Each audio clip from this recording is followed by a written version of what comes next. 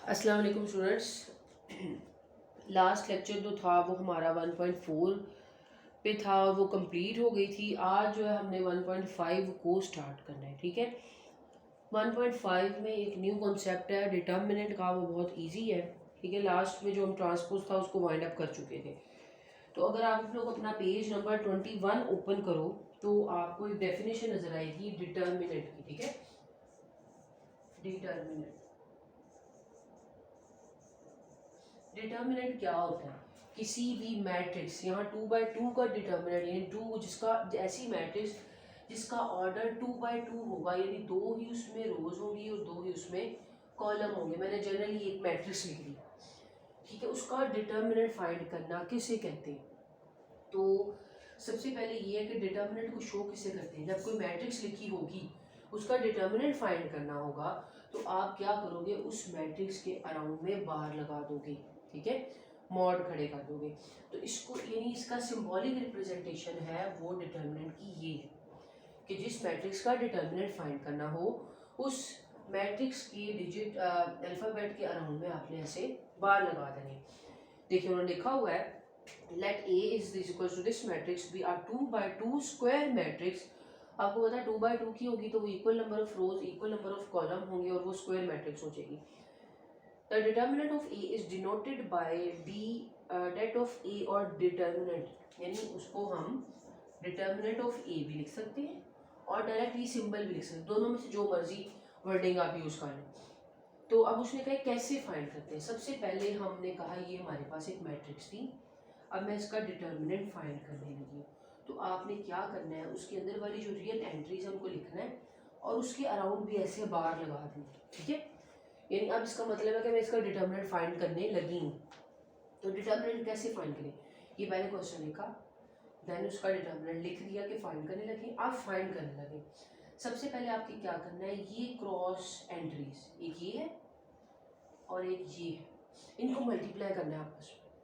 जैसे मैंने आपको एक क्लास में क्वेश्चन करवाया था ना, क्रॉस मल्टीप्लिकेशन वाला क्वेश्चन, वो वाला ये स्टेप है। सबने पहले इसको इससे मल्टीप्लाई करना है, ए डी मल्टीप्लाई हो गया, मल्टीप्लाई डालें या ना डालें दरम्यान में उसका मतलब मल्टीप्लाई ही है। फिर सी को बी से मल्टीप्लाई करें, ठीक है, दोनों को मल्टीप्लाई कर रही है, सेंटर में माइनस डालेंगे हमेशा। ये फॉर्मूला उसका सीन, उसका मेथड ही ऐसा है। सबसे पहले मॉड यहाँ पर बाहर लगाएंगे, आप मॉड लगा देंगे, देन फर्स्ट को इससे मल्टीप्लाई करेंगे, दरमियान में माइनस, फिर इसको इससे मल्टीप्लाई करेंगे और यही सीक्वेंस रखना है। आप ये नहीं कर सकते कि पहले आपको मैं इसको इससे मल्टीप्लाई कर लूँ बाद में इसको इससे कर लूँ, नहीं, पहले इसको इससे करना है, देन इसको इससे करना है और दरमियान में माइनस लगा देना, तो ये आपका मॉड आ जाएगा। ठीक है ना, यहाँ तो मैं नहीं पता था कि ए क्या है डी क्या है, अगर वो होता हम उसको मल्टीप्लाई करते और आगे फाइंड कर लेते। अब जो क्वेश्चन नंबर 1 है 1.5 का, उसको जरा देख लेते हैं। तो ये डेफिनेशन थी, ये डेफिनेशन अगर आपको आती है तो आपने फिर एज इट इज लिखनी है कि अगर हमारे पास कोई 2/2 की स्क्वायर मैट्रिक्स हो तो हम उसका डिटर्मिनेंट ऐसे फाइंड कर सकते हैं। तो जो फर्स्ट क्वेश्चन ही करने लगे, फर्स्ट क्वेश्चन का फर्स्ट पार्ट करवा रही हूँ आपको।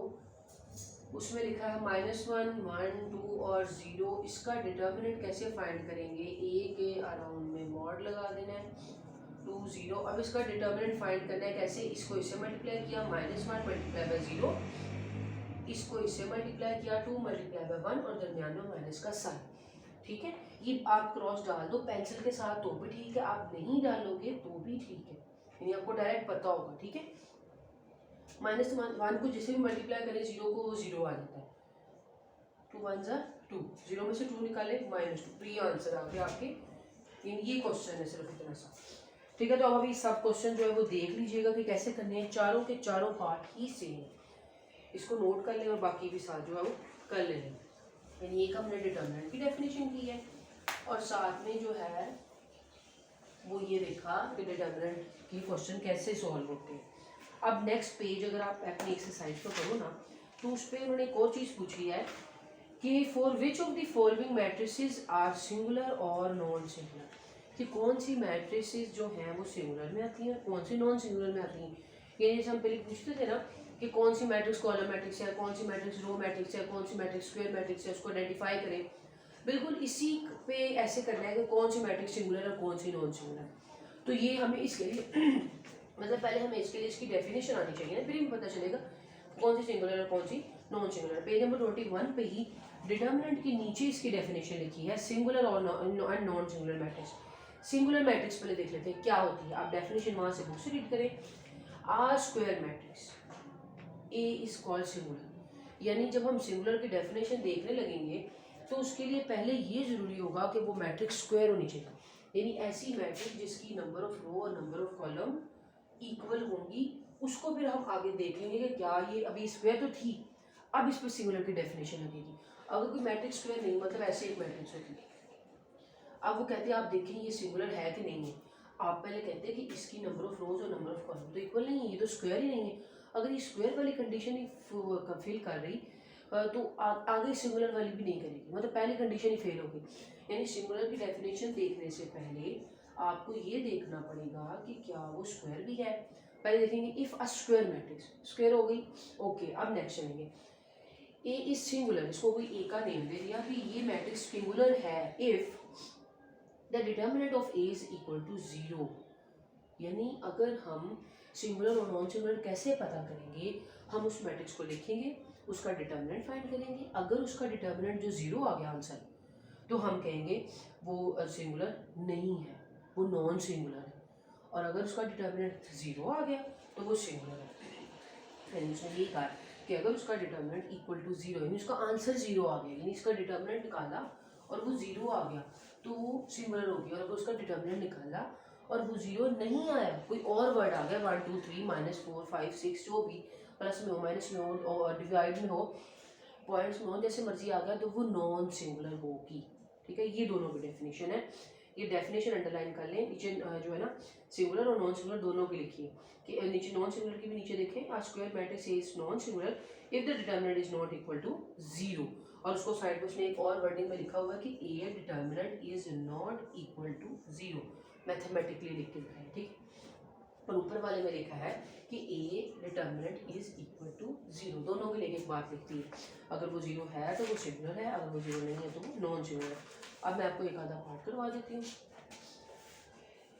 ये देखिए यहाँ पर लिखा हुआ है ए पार्ट, यानी क्वेश्चन 2 है, इसका पार्ट ए है। 3 6 2 और 4, इसका भी डिटर्मिनेंट निकालना पड़ेगा फॉर चेकिंग सिंगुलैरिटी। हमें सिंगुलैरिटी चेक करने के लिए इसका डिटर्मिनेंट फाइंड करना पड़ेगा। हम क्या करते हैं, इसका डिटर्मिनेंट फाइंड कर लेते हैं। इसको इससे मल्टीप्लाई करेंगे, 3 मल्टीप्लाई बाय 4, जैसे मैंने आपको भी सिखाया है ना, 3 4 12, 2 6 12, 12 माइनस 12 0, आंसर क्या आ गया 0। हमने कहा था कि अगर ये 0 आंसर आ जाए तो हम कहेंगे सिंगुलर मैट्रिक्स। हमने आगे लिख दिया ब्रैकेट में, ऐसे हमारा आंसर पता चल गया। ठीक है, यहाँ हम लिखते हैं it is a singular matrix. दोनों कि हमने अगर ये आंसर 0 ना होता तो हम कहते हैं ये नॉन सिंगुलर। इतनी सी बात है, यानी क्वेश्चन कंप्लीट है आपका, यहाँ तक ही करना है। ठीक है, शॉर्ट क्वेश्चन आ जाता होता है। अब जो मैं एक और पार्ट आपको करवा देती हूँ, ये नोट कर लीजिएगा ताकि आपको नॉन सिंगुलर वाला भी पता चल जाए। एक और पार्ट कर लेते हैं, ये सी वाला कर लेते हैं। 7 -9 3 और 5, बिल्कुल इसका भी डिटर्मिनेंट लेना पड़ेगा आपको। डिटर्मिनेंट बस एक बार आपको लेना आ गया, वही प्रोसीजर है 2 बाई 2 का। 7 मल्टीप्लाई बाय 5, सेंटर में माइनस, 3 मल्टीप्लाई बाय -9, 7 5 35, और ये 27, और ये माइनस था और ये माइनस था, तो माइनस माइनस प्लस हो गया। इसको माइनस कर लेते, 7 8 9 10 11 12 62, तो ये तो 0 नहीं आया, तो ये तो हम कहेंगे नॉट इक्वल टू 0। ऐसे कहेंगे कि ये वैल्यू का आंसर इक्वल टू 0 नहीं है, so it's a non singular matrix. यानी जिसका आंसर आपके पास 0 आ गया वो सिंगुलर है, और जिसका आंसर आपके पास 0 नहीं आया वो आपके पास नॉन सिंगुलर है। ठीक है, तो ये हमारे पास जो है वो क्वेश्चन नंबर 2 हो गया। जी बच्चों, तो जो है ना ये सिंगुलर और नॉन सिंगुलर का भी हमें पता चल गया, तो ये नॉन सिंगुलर लिख देना आपने। इतनी सी बात थी।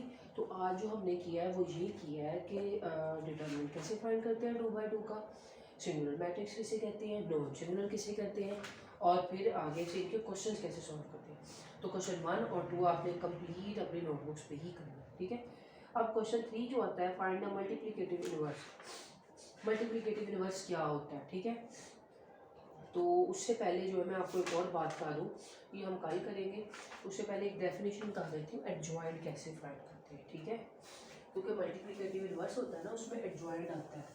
तो आज आप जो एडजॉइंट की डेफिनेशन कर लो, क्योंकि आज 3 डेफिनेशन ऑलरेडी हो चुकी हैं। तो फिर इस तरह और ज़्यादा करवाएंगे तो डेफिनेशन लर्न करनी मुश्किल होगी। कल फिर इंशाल्लाह फ्राइडे वाले दिन जो मैं आपको डेफिनेशन करवा दूँगी, क्वेश्चन भी करवा दूँगी। एडजॉइंट लेना, एडजॉइंट किसे कहते हैं, इसको शॉर्ट फॉर्म में लिखते हैं एडजॉइंट, एडजॉइंट ऑफ मैट्रिक्स, यानी किसी भी मैट्रिक्स का एडजॉइंट कैसे लेते हैं। पेज नंबर 21 पे ही इसकी डेफिनेशन लिखी है, adjoint of a square matrix. फिर बात स्क्वायर की आपने, डिटर्मिनेंट में भी स्क्वायर, सिंगुलर में भी स्क्वायर, नॉन सिंगुलर में भी स्क्वायर, और आप एडजॉइंट में भी स्क्वायर, इन स्क्वायर मैट्रिक्स होनी चाहिए। देन हम आगे वाली बात देखते हैं। Adjoint of a square matrix A is obtained by interchanging the diagonal entry and changing the other science of the other entry. क्या मतलब, मैं इसका आपको वर्डिंग बता दूँ। अगर कोई मैट्रिक्स थी ए, उसमें यहाँ लिखा था 2 3 5 6, ये कोई भी मैट्रिक्स है, अब उसने कहा है इसका एडजॉइंट लेके दिखाएं, तो क्या करना है। आपको बताया था कि डायगोनल एंट्री जो होती है ना, वो ये होती है, इसको कहते हैं डायगोनल एंट्री। उसने कहा अगर आपने किसी मैट्रिक्स का एडजॉइंट लेना है तो पहले आपने ऐसे लिखना है उसके साथ, adjoint of A is equal to, ये एडजॉइंट लेने लगी मैं कैसे लूँगी, इस एंट्री को इंटरचेंज कर देना, यानी 2 की जगह 6 और 6 की जगह 2।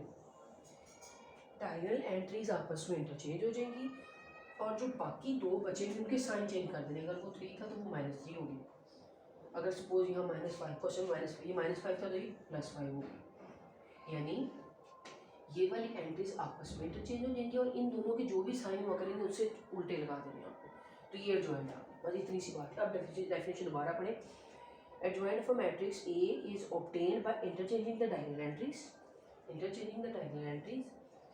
and changing the sign of other entries adjoint of A is denoted by adjoint of A, ADJ of A, ठीक है। यानी जिसका भी एडजॉइंट होगा उसके साथ आप ADJ लिख दोगे, और उसका एडजॉइंट है तो नीचे जिन्होंने दैट इज करके उसको बताया। अभी ये जनरल है, तो ये डेफिनेशन कर लेनी है पूरी की पूरी, और साथ इसमें ये इसकी दैट इज तक लाइन फुल, यानी ऊपर से लेकर एंड तक की सारी डेफिनेशन करनी है। और आज के लिए बस इतनी चीज़ें काफ़ी हैं कि इसमें 4 डेफिनेशन हो गई हैं, ठीक है, और साथ में हमारे उससे रिलेटेड क्वेश्चन हो गए हैं। इन क्वेश्चन 1 और 2 को होमवर्क करना है, और ये चारों डेफिनेशन अपनी नोटबुक्स पे राइट करें। जो भी मैं डेफिनेशन करवाया करूँ वो अपनी नोटबुक्स पे आप लोग लाजमी लिखा करो, क्योंकि वो बड़ी ज़रूरी होती है। तो इंशाल्लाह फ्राइडे वाले दिन बाकी नेक्स्ट काम करेंगे।